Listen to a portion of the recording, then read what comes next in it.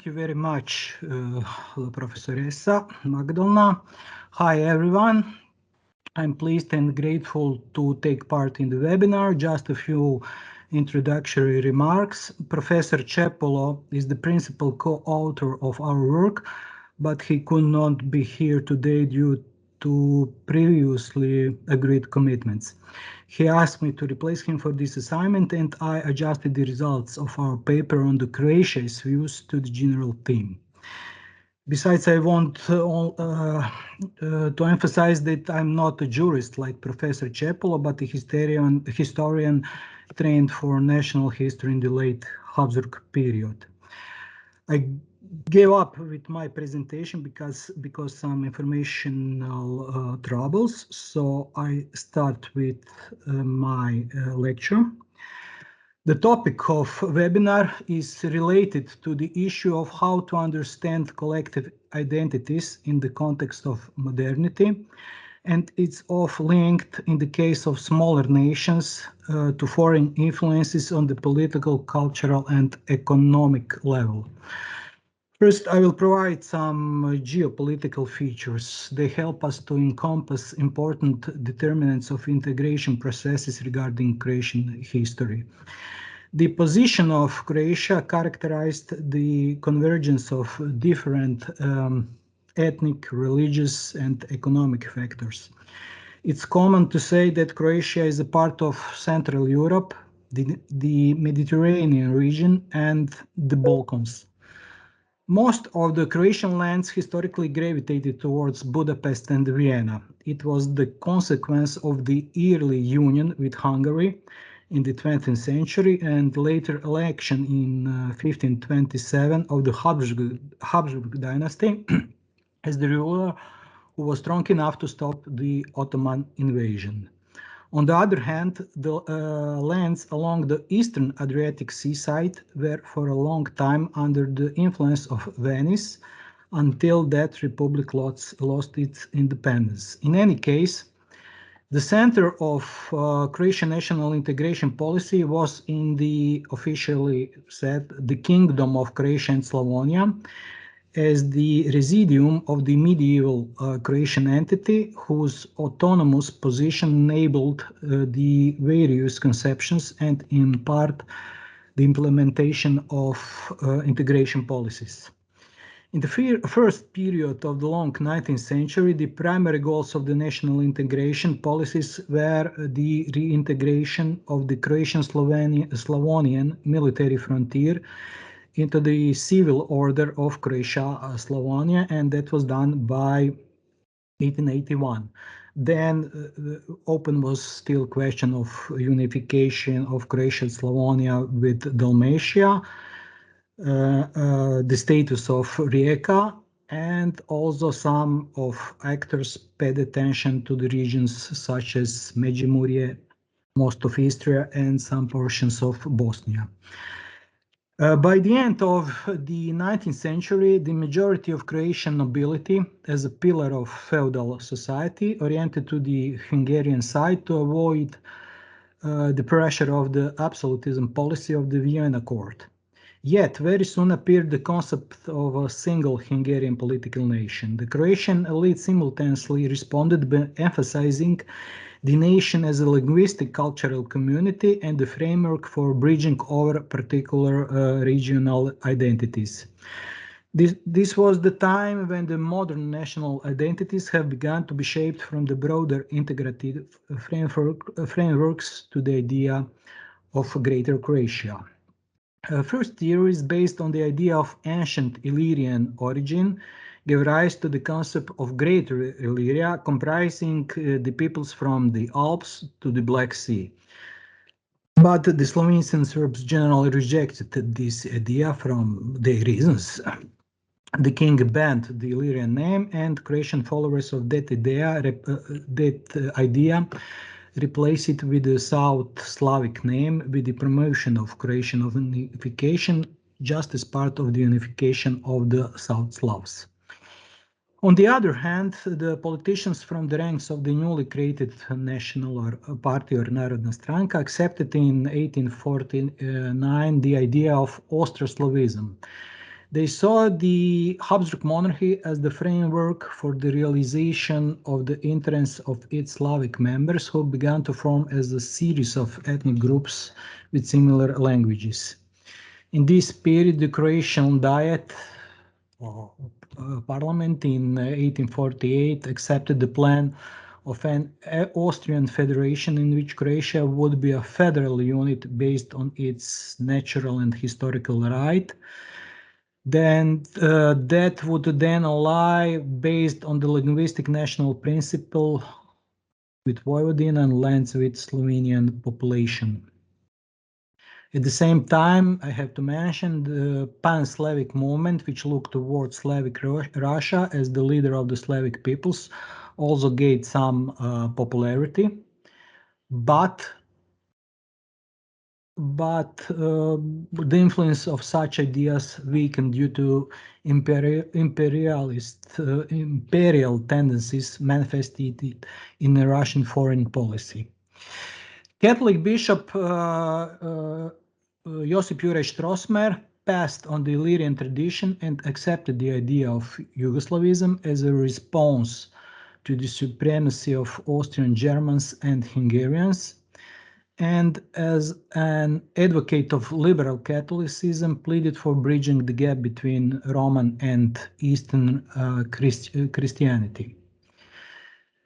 The National Party, which he financed, envisioned South Slavic unification in the form of some undefined decentralized state with Serbia.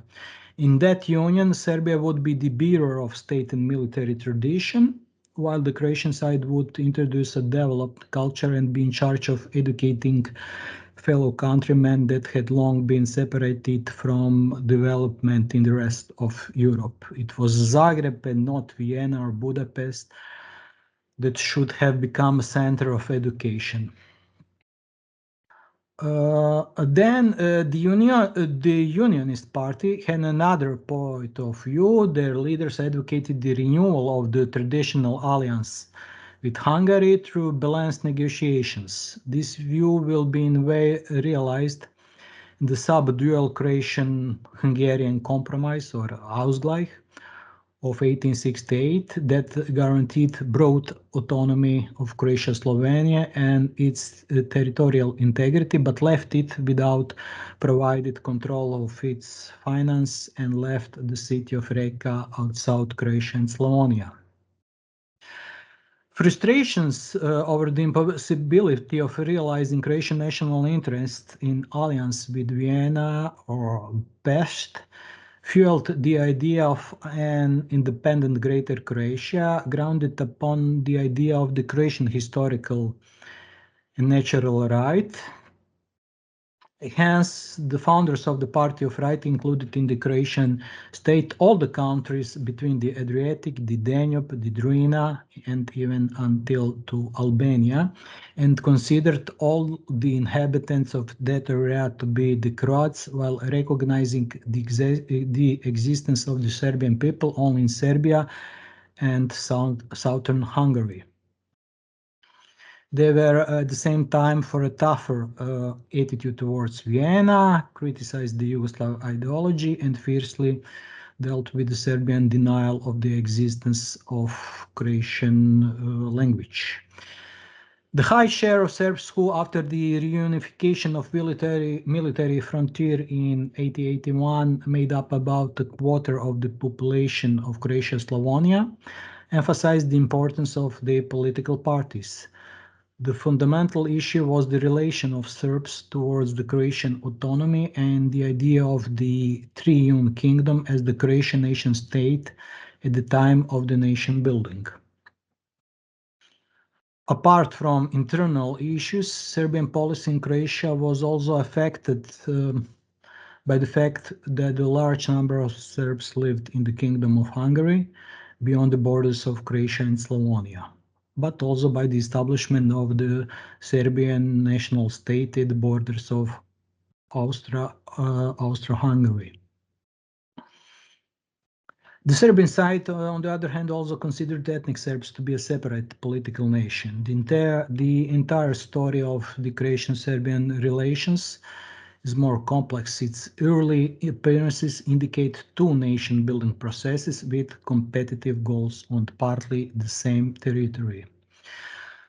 Alternative to the dualism structure of monarchy was in various concepts such as different versions of trialism, already mentioned before, establishing a third Croatian or South Slavic unit. In that sense, many politicians combine ethnic principles and historical state rights.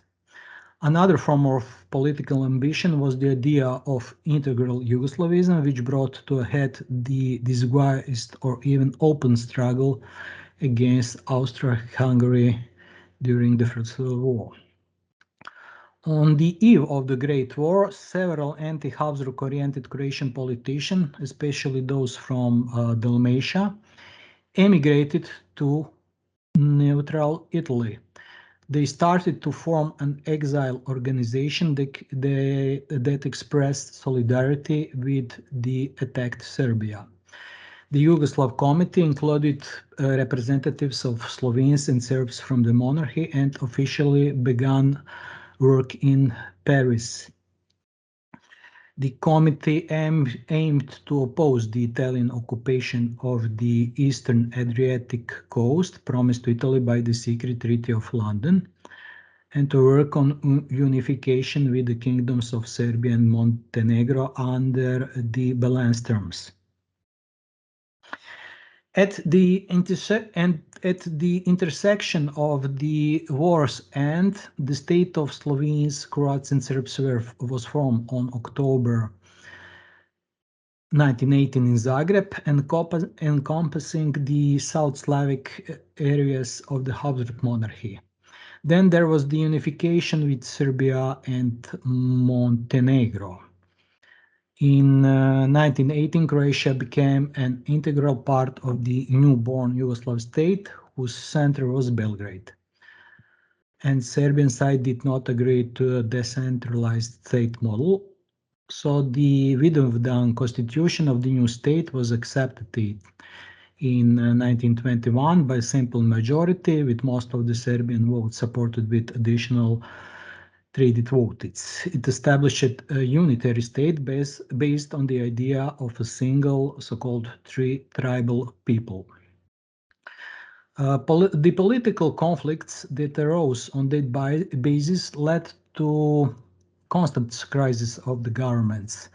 Stjepan Radić became the leader of the Croatian Republican peasant movement. He stood against centralizations and sought the extensive federal reorganization of Yugoslavia, trying to establish also the contacts with foreign factors from London and Paris to Moscow, but without any tangible success. The assassination of Radić, committed during the parliamentary session, soon led to the proclamation of dictatorship. The political crisis came to a head, which triggered radical reactions.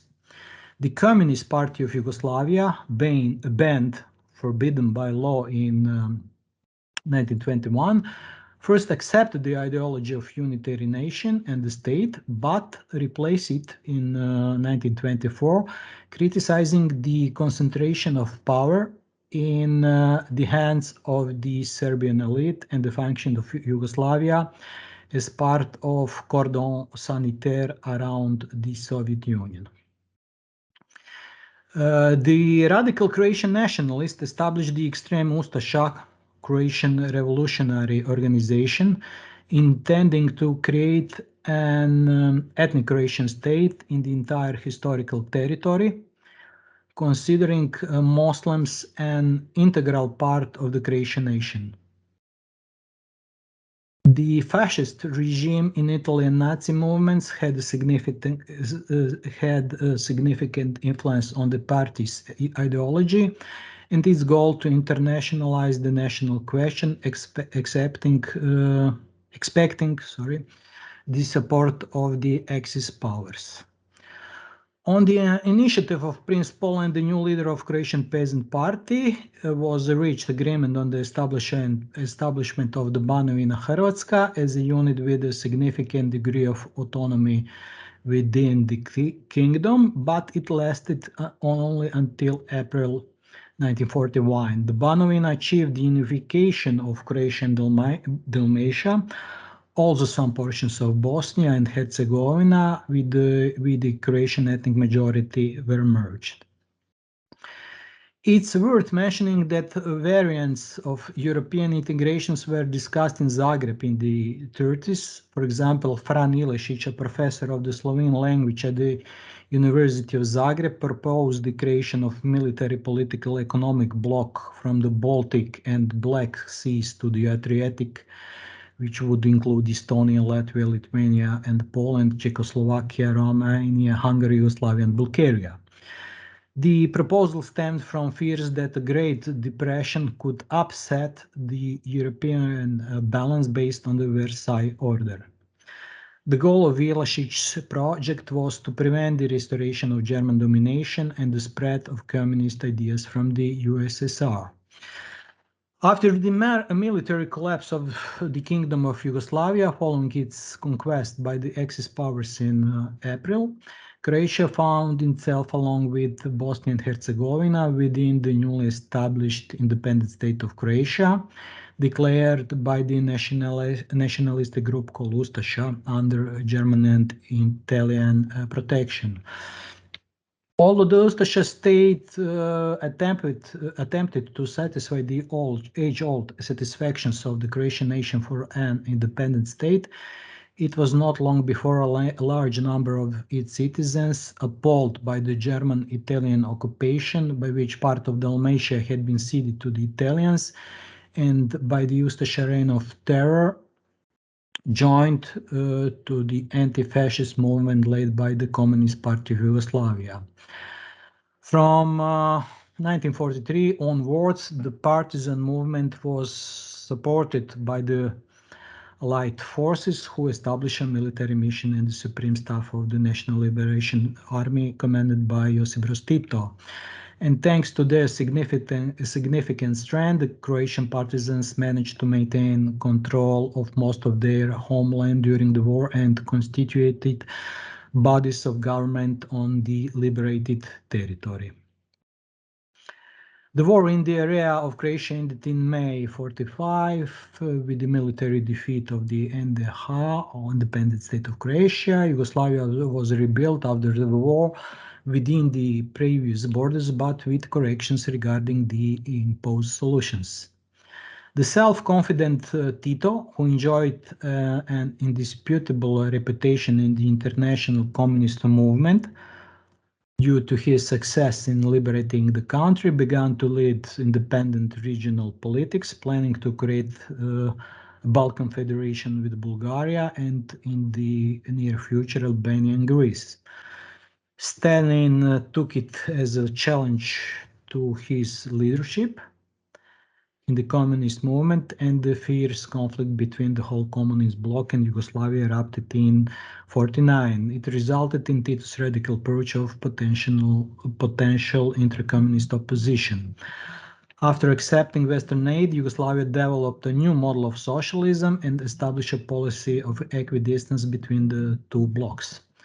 In the further development, these politics led to the creation of a non-aligned movement in 1961, together with many African and Asian countries that contributed to the country's and Tito's international perception. And despite declaring the federal nature of the state's organization, the principle of republican statehood and national rights, the communist powers denied Croatian state individuality, which led in the late 60s to the so-called Croatian Spring movement.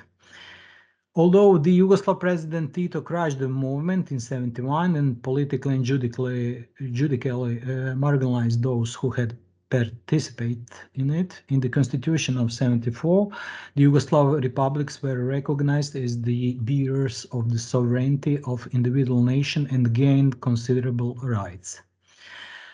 As one of the Yugoslav republics in 1978, Croatia was one of the founder members of the Alpe-Adria working community, along with Slovenia, the Italian regions of Friuli, Venezia, Giulia, and Veneto, and the Austrian federal states of Carinthia, Styria, and Upper Austria.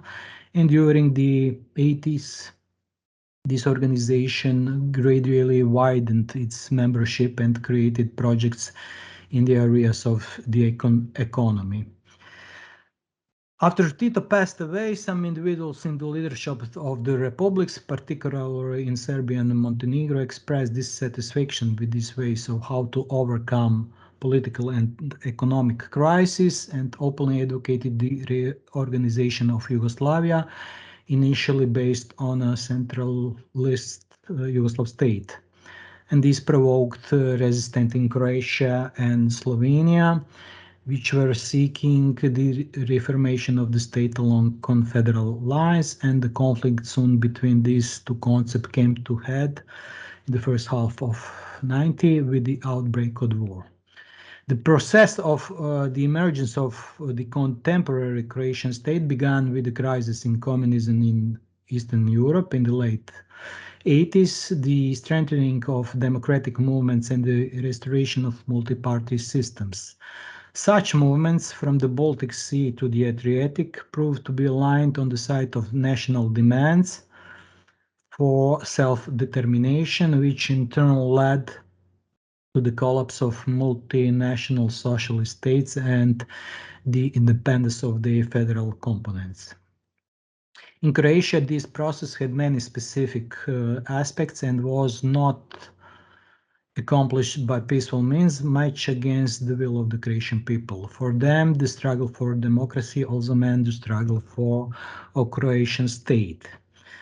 And as a conclusion, the history of Croatian integration concepts, even those that followed the independence, thus indicates a permanent orientation towards broader integrative forms. Such a tendency reflects almost the only Croatian experience of living in a multicultural framework, but probably even more the experience of a small nation with a shaped identity, but insufficient capacity to independently realize and defend national interests in the international order created on the basis of national statehoods. Thank you very much for your patience.